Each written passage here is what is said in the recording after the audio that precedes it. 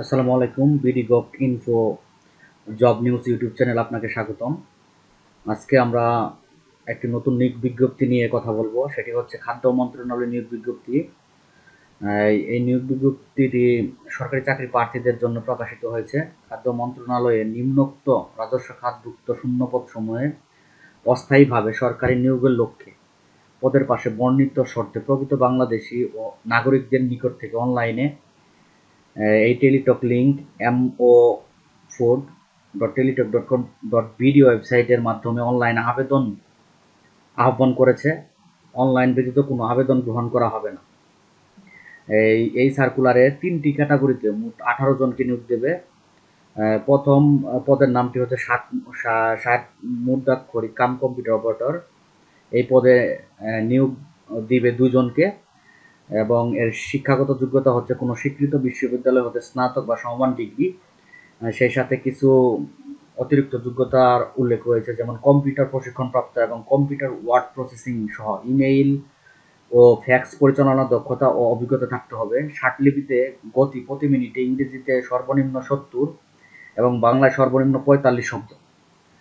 Computer মুদ্রাক্ষরে গতি প্রতি মিনিটে ইংরেজিতে সর্বনিম্ন ৩০ এবং বাংলায় সর্বনিম্ন ২৫ শব্দ।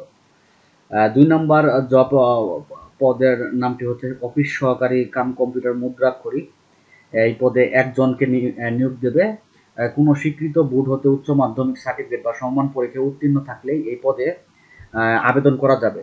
সেই সাথে কম্পিউটার প্রশিক্ষণপ্রাপ্ত এবং কম্পিউটারের ওয়ার্ড প্রসেসিং সহ ইমেইল ও ফ্যাক্স পরিচালনার দক্ষতা ও অভিজ্ঞতা থাকতে হবে। আর ৩ নম্বর পদটি হচ্ছে অফিস সহায়ক পদ। এই পদে সবচেয়ে বেশি লোক নিয়োগ দেবে। পদসংখ্যা হচ্ছে ১৫। কোনো স্বীকৃত বোর্ড হতে মাধ্যমিক স্কুল সার্টিফিকেট বা সমমান পরীক্ষায় উত্তীর্ণ হলেই এই পদে আবেদন করা যাবে।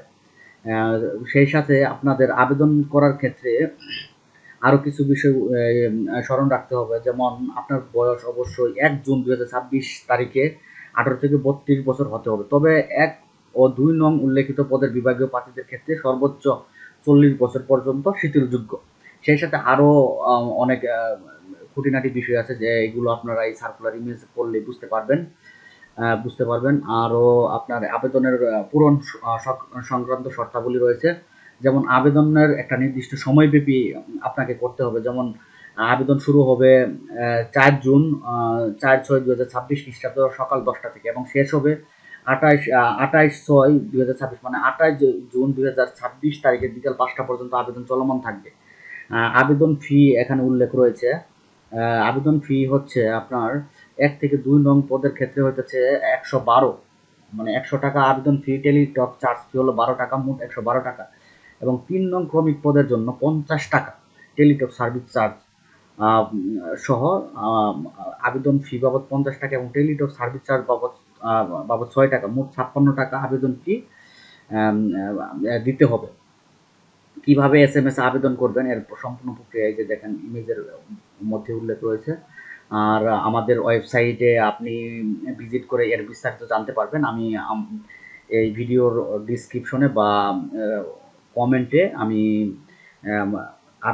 সার্কুলারের লিঙ্ক দিয়ে দিব। আপনি ভিজিট করে বিস্তারিত জেনে ওই ওয়েবসাইট থেকেই আবেদন লিঙ্কে ক্লিক করে চাকরির জন্য আবেদন করতে পারবেন। আর সেই সাথে বলে রাখি, বাংলাদেশের যে কোনো সরকারি বা বেসরকারি সার্কুলার সম্পর্কে খুব দ্রুতই আমাদের ওয়েবসাইট থেকে জানতে পারবেন। আমাদের ওয়েবসাইট bdgov.info।